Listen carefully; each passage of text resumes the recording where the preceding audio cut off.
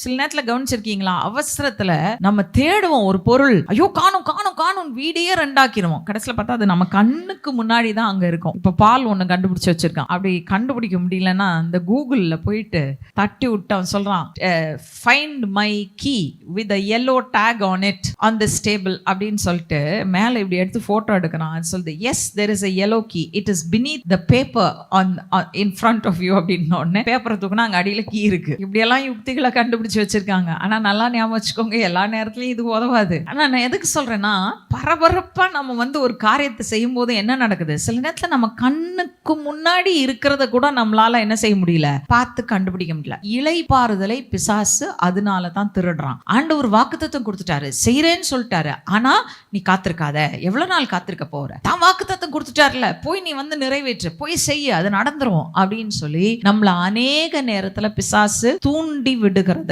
நாம் பார்க்கிறோம்.